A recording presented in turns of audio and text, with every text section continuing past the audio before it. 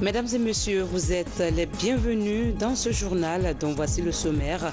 Le chef du gouvernement était dans le district de Eriko, dans Forêt-Caria. Mamadi Youla était porteur de messages de paix et de vivre ensemble du chef de l'État, professeur Alpha Condé. Nous irons à Kanfarandé, sous-préfecture de Bouquet. Cette ville historique a connu l'organisation d'un FIDAO, occasion pour les participants de prier pour la paix en Guinée. On parlera également de beauté dans cette édition. Fatoumata Diarouba, première dauphine Miss Guinée 2017, remporte le sacre de Miss Grand Soumo International au Burkina Faso. Les détails dans ce journal avec notre envoyé spécial Mabintila Issouma. Mesdames et messieurs, bonsoir. C'est le moment de faire le point sur les actualités que nous ouvrons sur ce communiqué de la présidence de la République. Direction du protocole d'État. Le jeudi 4 janvier 2018 à 15h, le président de la République, le professeur Alpha Condé, recevra au palais Sékou Touré les vœux du corps diplomatique et des corps constitués nationaux. Sont conviés les corps constitués ci-après. Monsieur le président de l'Assemblée nationale, monsieur le premier ministre chef du gouvernement, monsieur le président de la Cour suprême, monsieur le président de la Cour constitutionnelle, monsieur le président de la Cour des comptes, madame la présidente de la Haute Autorité de la Communication, madame la présidente du Conseil économique et social, monsieur le médiateur de la République, monsieur le secrétaire général de la Grande Chancellerie des Ordres nationaux de Guinée, monsieur le président de la Commission électorale nationale indépendante, monsieur le président de l'Institution nationale indépendante des droits humains, monsieur le haut représentant du chef de l'État, monsieur le chef de file de l'opposition, mesdames et messieurs les membres du gouvernement, mesdames et messieurs les membres du cabinet présidentiel, monsieur le chef d'état-major général des armées, monsieur le haut commandant de la gendarmerie nationale, messieurs les chefs des états-majors des armées de terre, de l'air et de la marine, monsieur le chef d'état-major particulier de la présidence, messieurs les directeurs généraux de la douane et des conservateurs de la nature, monsieur le directeur national des compagnies mobiles d'intervention et de sécurité, monsieur le gouverneur de la ville de Conakry. Tenue autorisée. 1. Autorité civile. Messieurs, costume sombre ou tenue traditionnelle d'apparat. Mesdames, les dames, tailleurs, robes ou tenue traditionnelle d'apparat. Pour les corps, tenue de cérémonie. 2. Autorité militaire. Tenue traditionnelle d'apparat. Port de décoration recommandé. Mamadi Senkou Kaba, ambassadeur directeur du protocole d'État, transmis par le bureau de presse de la présidence de la République.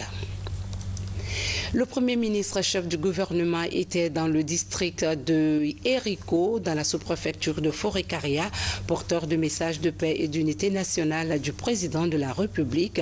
Mamadi Youla a sollicité des prières auprès des populations à la base pour la bonne marche du pays. Ousmane Bangora. Nous voici dans le district de Eriko. C'est dans la sous-préfecture de Alasoya, préfecture de Forêt-Caria. Il est situé à 14 km du chef-lieu de la préfecture. Le Premier ministre Mamadi Youla vient ainsi au contact des populations à la base. Ici, le chef du gouvernement est venu transmettre à la population de Eriko le message de paix et d'unité nationale si cher au chef de l'État, président de la République, professeur Alpha Condé. L'arrivée de l'émissaire du président en exercice de l'Union africaine dans ce vieux village de Moria a été vivement saluée et appréciée par les habitants de la localité. Votre présence à Eriko nous donne une lumière éclaboussante. Et nous sollicitons auprès de vous à chaque fois que vous ayez le temps de nous rendre visite.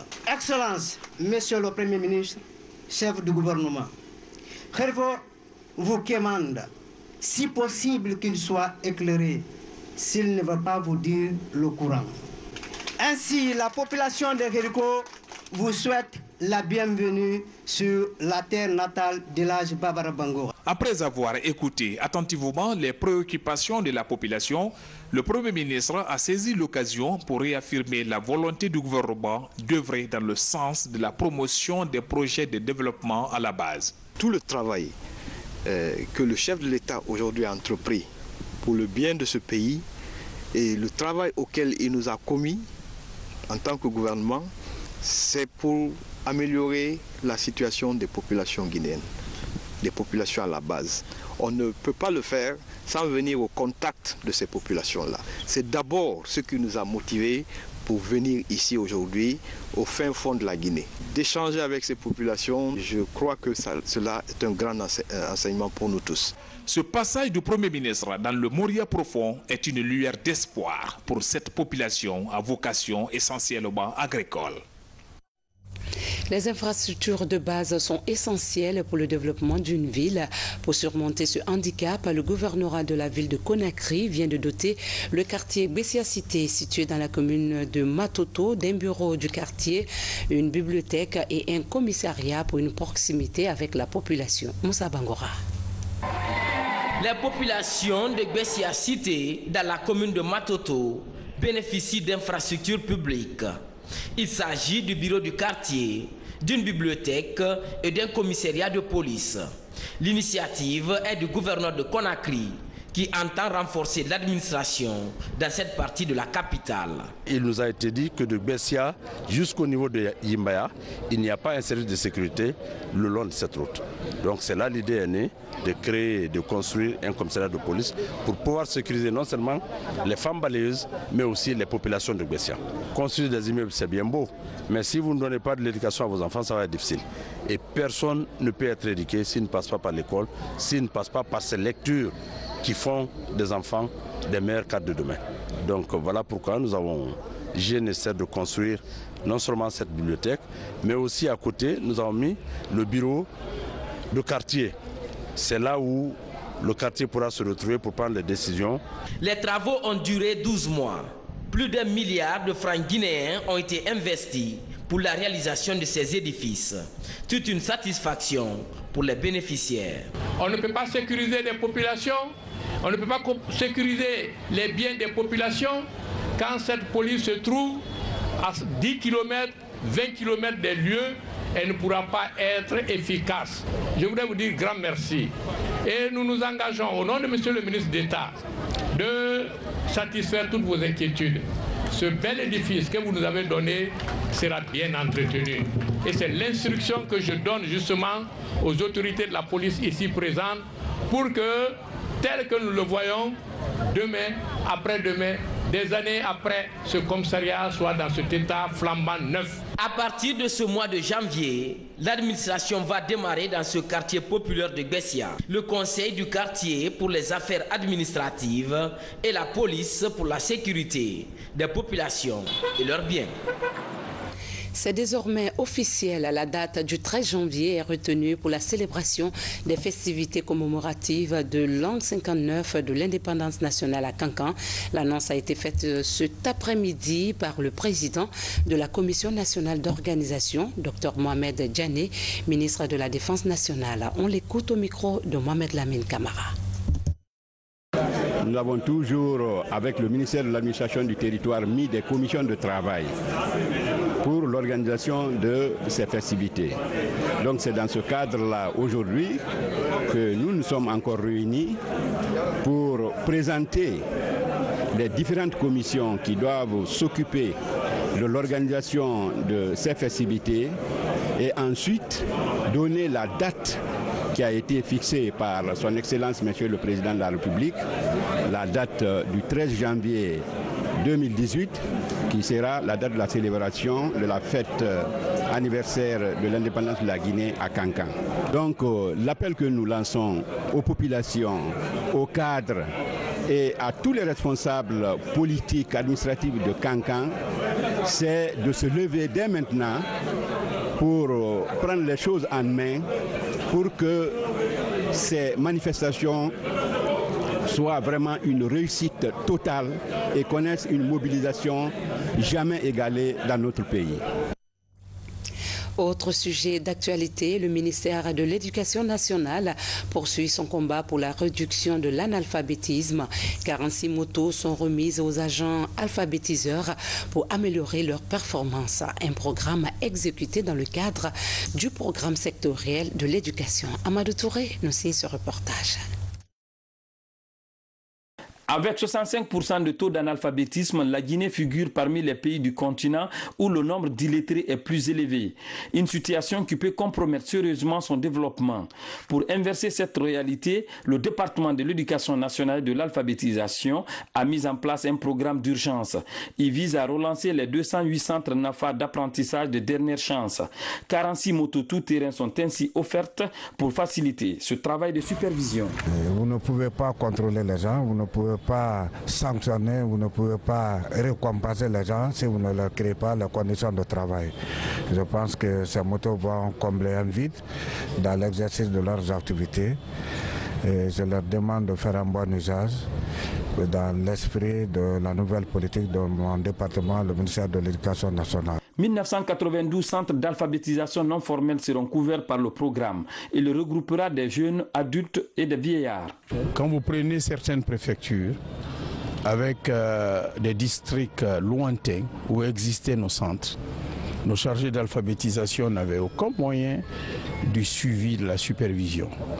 Aujourd'hui, c'est chose faite et nous les attendrons désormais aux résultats. Nous nous en réjouissons et c'est le lieu de le remercier vivement, de lui témoigner toute notre reconnaissance, de remercier le président de la République pour créer des conditions idoines qui vont nous permettre à coup sûr d'avoir des résultats fiables au niveau de l'alphabétisation. Ces motos nous permettent d'être plus opérationnels sur le terrain, d'être plus proches des apprenants. En nous remettant ces motos, c'est de dire encore lutter contre l'analphabétisme est l'une des priorités du gouvernement, l'une des priorités du département, surtout quand on sait qu'une bonne partie de la population guinéenne est analphabète. Le programme basé sur la méthode faire-faire sera exécuté par 4 ONG spécialistes en éducation non formelle. À terme, le département ambitionne l'éradication totale du phénomène. Vous le savez certainement, l'actualité du monde rural reste marquée par la nomination de la directrice générale de la SOGIPA à la tête du département de l'agriculture. La principale feuille de route de Mariam Camara est d'imposer une nouvelle politique managériale pour valoriser les immenses potentialités dont dispose la Guinée. Fodé Camara pour les détails.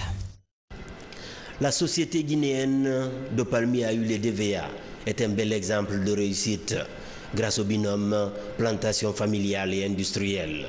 Une réussite marquée par des opportunités d'insertion socio-professionnelle offertes à la couche juvénile. Autre succès, les mesures d'accompagnement comme la pisciculture pour la diversification alimentaire des ménages des communes rurales de Guéké et Bignamou. Mariam Camara, la nouvelle patronne du département de l'agriculture, a gravi tous les échelons de la SOGIPA, le fleuron de l'agro-industrie en Guinée. Je voudrais également saisir cette occasion pour féliciter très sincèrement et très chaleureusement Mme Camara Mariama SOGIPA, comme disent les Guinéennes et les Guinéens, pour la confiance placée en elle par son Excellence Monsieur le Président de la République. Le choix porté sur sa personne témoigne de la clairvoyance du Président de la République, qui a ainsi choisi une femme, une spécialiste de l'agro-industrie, une dirigeante de l'un des rares succès agro-industriels de notre pays.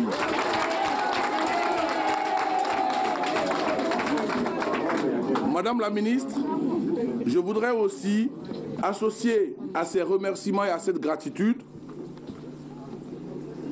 les cadres du ministère de l'Agriculture qui, durant ces 3 mois, 10 jours, m'ont apporté leur soutien, leurs compétences, leur expérience pour la mise en œuvre de la politique sectorielle de l'agriculture telle que définie par les orientations du Président de la République. Aguerrie par près de 3 décennies au service du monde rural, la ministre de l'Agriculture mesure les enjeux de sa nouvelle fonction. Défricher la voie pour la transformation structurelle de l'administration agricole par la préparation de la relève face au vieillissement du personnel.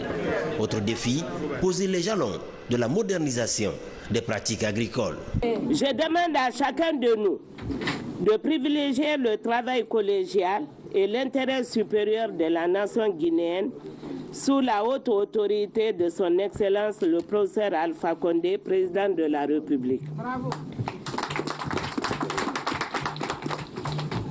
Évitons la clanisation du département et je vous dis ici à tous, cadres et agents du ministère de l'Agriculture, que ma meilleure amie, mon meilleur parent est la personne, cadre ou agent du département qui se mettra à ma disposition pour atteindre les objectifs de ma mission. De type traditionnel et peu ouverte à l'exportation, l'agriculture guinéenne a besoin d'un nouveau souffle dans le domaine managérial pour répondre aux immenses attentes des millions d'acteurs du développement rural.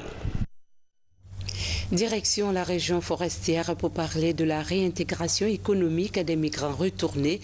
Le sous-bureau de l'Organisation internationale pour les migrants vient d'organiser un atelier de formation sur l'esprit d'entreprise. Une cinquantaine de participants ont acquis de nouvelles connaissances sur le montage des projets en vue de leur réinsertion. Reportage à Mamadou Salupaï dans un commentaire de Valérie Talimane. Pour une des rares fois, la police se félicite du bon déroulement des fêtes de fin d'année à Conakry et à l'intérieur du pays. Selon le bilan dressé par la Direction nationale de la sécurité routière, au total, 10 cas d'accident ont été recensés sur l'ensemble du territoire national. À Conakry, aucun cas de mort n'a été enregistré. Et par rapport aux fêtes du 31 décembre, je vous dirais qu'un nombre important de policiers aussi a été déployé. On a eu à cibler plus de 166 barres dancing se trouvant aux abords des routes. Sur ce 36 axes ont été identifiés pour être sécurisés. Contrairement aux années précédentes, les plus grands hôpitaux de la capitale ont enregistré moins de victimes d'accidents. Les chefs de service de la traumatologie de l'hôpital Ignace Dine et du CHU de Donka saluent cette avancée. C'est un atout cette fois-ci-là, parce qu'on a enregistré peu de malades. Imaginez-vous un 24 heures qu'on enregistre seulement un malade ou bien 2 malades, c'est déjà une bonne chose. Ou bien un 31 qui se passe sans malade, seulement le premier qu'on enregistre un, ça veut dire que vraiment l'organisation de la sécurité routière a été très bonne. Il faut les féliciter dans ce cadre-là. Cette situation de sécurité a prévalu grâce aux mesures prises par le ministère de la Sécurité bien avant la fête. Plus de 1000 agents ont été déployés dans tous les carrefours de la capitale. Des dispositifs sécuritaires ont été aussi mis en place à l'intérieur du pays pour assurer la sécurité des personnes et de leurs biens. Une initiative saluée aussi bien par les populations que par les autorités à tous les niveaux. Voilà, c'était plutôt le reportage de Batouli Diallo sur le nombre de victimes sur les routes qui est en baisse comparativement aux années précédentes. Direction la région forestière pour parler de la réintégration économique des migrants retournés. Le sous-bureau de l'Organisation internationale pour les migrants vient d'organiser un atelier de formation sur l'esprit d'entreprise. Une cinquantaine de participants ont acquis de nouvelles connaissances sur le montage des projets en vue de leur réinsertion. Reportage Mamadou Salupaï dans un commentaire de Valérie Talimane. Ces 50 jeunes ont décidé de retourner au bercail après un échec dans leur quête de l'Eldorado. Tous originaires de la région forestière, ils ont décidé de mettre cette expérience à profit pour donner un sens à leur vie. Leur nouvelle passion, c'est l'entrepreneuriat pour inspirer d'autres jeunes et cela passe par la formation. Quand on sert aujourd'hui, on ne peut pas évoluer seul. Mais comment vivre en groupe, comment être ensemble, cette module aussi m'a permis aussi d'avoir une longue expérience dans la vie associative. Car je sais que nulle personne ne peut réussir si ce n'est pas l'équipe. Je suis satisfait et la formation s'est bien passée dans l'amiable et dans les bonnes conditions qu'on nous a bien pris. Donc je remercie l'OIM. La formation a duré 10 jours et devra permettre à ces jeunes de créer leur propre activité génératrice de revenus conformément aux directives données par l'Organisation internationale pour la migration, OIM. La formation permettra à ces jeunes de sortir avec des plans d'affaires, des business plans élaborés, avec des compétences liées à la gestion, d'abord au montage de sa propre entreprise, mini-entreprise, et puis à la gestion de l'entreprise. Et ils vont être en mesure de pouvoir les mettre en œuvre, les gérer et se faire générer aussi des bénéfices. À Dalaba, les femmes ont désormais leur mutuelle financière des femmes africaines, MUFA. Pour cette nouvelle relance, plus de 500 millions de francs guinéens seront injectés dans la caisse. Ce projet présidentiel consiste à mettre en place des MUFA dans chaque localité du pays afin d'accroître le revenu des femmes rurales. Falilou Diallo.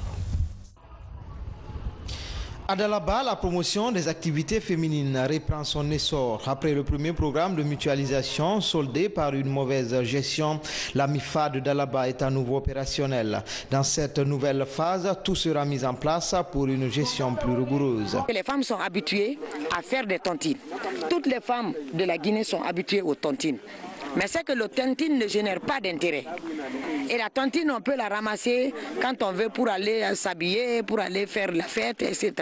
Alors que si nous réunissons toutes ces tontines-là et nous modernisons la tontine en créant un compte bancaire pour chaque femme qui gagne 5 000 francs, elle va mettre dans son compte. Donc le temps que le compte soit renfloué, n'est-ce pas, par son capital, au même moment, elle apprend à épargner sans douleur. Près de 500 millions de francs guinéens seront injectés dans cette deuxième phase. Cadres et ressortissants de Dalaba s'engagent à accompagner les femmes dans leur autonomisation, surtout dans l'octroi des crédits. Le président a mis ses crédits à faciliter ses crédits pour qu'elles puissent s'en sortir et puissent changer de niveau de vie en produisant, en fructifiant, en prenant des crédits où le taux d'intérêt est très faible. Ça lutte contre les usuriers qui sont dans les autres banques ou les autres microfinances. Ce programme présidentiel est un outil de développement au service des femmes. À Dalaba, 16 dossiers sont déjà prêts, le financement disponible. Le tout avec un taux de remboursement de moins de 2%. Allons à la découverte de la ville historique de Kanfarandé, l'une des sous-préfectures de Boké. Autrefois appelée Victoria, il a existé dans cette cité des infrastructures socio-économiques de base en période coloniale jusqu'à l'indépendance. Aujourd'hui, il n'en reste que des souvenirs par manque de mesures d'entretien. Pour que cette ville reflète sa valeur, un fidaou a été organisé pour implorer la grâce divine afin qu'elle repente sa miséricorde sur la ville. Younous Atawel Kamara, reportage. La sous-préfecture de Kanfarandé, autrefois appelée Victoria. Ici, il existait des infrastructures socio-économiques de base. Ces bâtiments coloniaux qui étaient destinés au commerce et ce port artisanal constituent la trace de cette vie jadis florissante. De nos jours, ces infrastructures ne sont que de lointains souvenirs par manque d'entretien, d'où le cri de cœur des natifs de la localité. Le site a été tellement important et pour les Portugais et pour les Anglais et pour les Français qu'ils ont eu à aménager la ville de Victoria. Le port, il a été la porte d'entrée. Tout venait de Conakry par le port. Nous, à notre petit temps, à l'école primaire, il y a même les avions qui amérissaient. Les Blancs venaient dans leur avion, ils amérissaient, ils laissaient leur avion sur la mer, ils prenaient leur petite embarcation, ils faisaient le tour des îles. Il y avait le téléphone.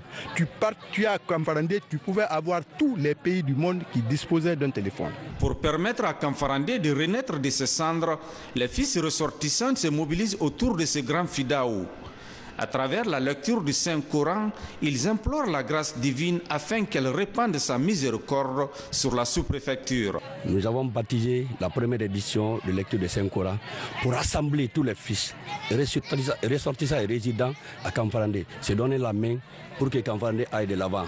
Pour que Kanfarandé, ce qu'on disait hier de Kanfarandé qui était la plaque tournante de toutes les sous-préfectures de Boké, que Kanfarandé retrouve sa place maintenant au présent. Le fidaou de Kanfarandé a regroupé des religieux venus de plusieurs localités de la région de Boké et d'ailleurs. Au panorama culturel tenu de la 8e édition de Top 5 du meilleur chanteur guinéen, sur 10 artistes présélectionnés, Soulbanks en sort lauréat au compte de l'année 2017. Le prix sera officiellement remis le 6 janvier prochain au Centre culturel franco-guinéen. C'est un événement du Podium Magazine. Salut au bas. Pour cette 8e édition, 10 artistes chanteurs étaient en compétition. Parmi eux, Soulbanks, Ali Sanson, Degdi Fostri, Sayon Kamara, Sonatata. Ils ont été soumis au vote des promoteurs culturels et des lecteurs du journal Podium Magazine, organisateur de l'événement. Après délibération, Soulbanks rafle le trophée Top 5 du meilleur chanteur pour 2017. Je suis vraiment satisfait. C'est à travers le vote des différentes personnes qui ont été désignées, les journalistes, des professionnels en la matière. J'ai regardé tout et j'ai consulté également. Ce n'est pas au hasard, ok? C'est après avoir consulté tout. J'ai même appelé certains parmi eux pour demander la confirmation, pour voir est-ce que c'est conforme à ce qui est écrit. L'événement Top 5 du meilleur chanteur vise à créer l'émulation entre les artistes chanteurs de Guinée. Cette année, l'événement est doté du trophée Kerfala Personne Camara. C'est créer une saine émulation entre les artistes et surtout récompenser le travail bien fait de celui qui gagne ce trophée. Quand même, nous le suivons toute l'année et ces faits gestes sont relayés par nous et nous produisons un pressbook à la fin de l'année pour lui donner. Premier journal culturel guinéen, Podium Magazine accompagne les hommes de culture depuis 17 ans. Il a décerné des prix à plusieurs stars de la musique guinéenne. Ce 8e prix sera officiellement remis aux nominés le 6 janvier au Centre culturel franco-guinéen. Un nouveau sacre pour Fatoumata Diarry-Ouba, la première dauphine de Miss Guinée 2017, remporte la couronne de Miss Grand Saumon International au pays des hommes intègres. À Ouagadougou s'est tenue la cérémonie. La Guinéenne a défendu les couleurs nationales face à 14 prétendantes venues de plusieurs pays africains pour rivaliser d'esprit et de beauté. Mabinti Laïsouma. La soirée du Nouvel An est une tradition pour la société Ebomaf. Spécialisée en BTP, l'entreprise installée au Burkina Faso entretient des liens de partenariat et d'amitié avec la Guinée. Actuellement, elle réalise les travaux de bitumage du tronçon Kankankerouane. À l'ouverture de la soirée, le PDG d'Ebomaf a rendu un hommage au chef de l'État, professeur Alpha Condé. Si je dis notre frère, c'est lui-là même qui, après une quarantaine d'oppositions, une quarantaine de titres d'opposants, dirige aujourd'hui la Guinée-Conakry, le grand frère Alpha Condé. J'ai l'adresse mes vœux de santé, bonheur, prospérité et succès.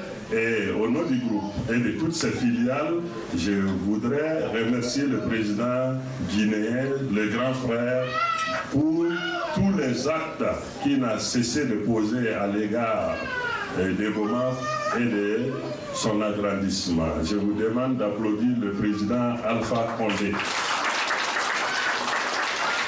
Les grosses pointures de la musique burkinabé sont au rendez-vous. La soirée est embellie par l'élection Miss Grand Saumon International. 14 filles africaines défilent chacune en tenue traditionnelle de son pays et en tenue de soirée. La Guinéenne tire son épingle du jeu par son feeling, sa beauté et son projet sur la lutte contre les violences basées sur le genre. Miss Grand Saumon International 2018. La candidate numéro 12.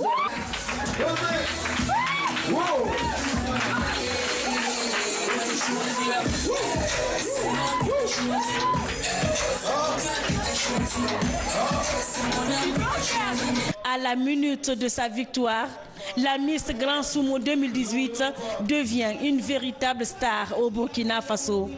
Fatoumata Diarry-Ouba repart en Guinée avec 3 millions de francs CFA.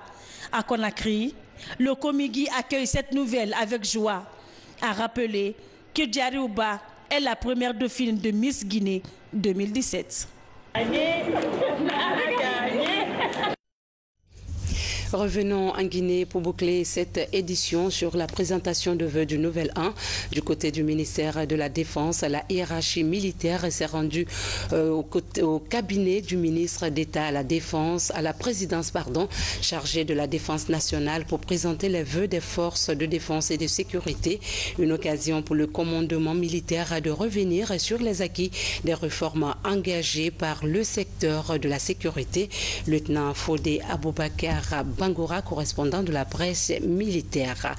Voilà, nous sommes au terme de cette édition. Merci de votre aimable fidélité.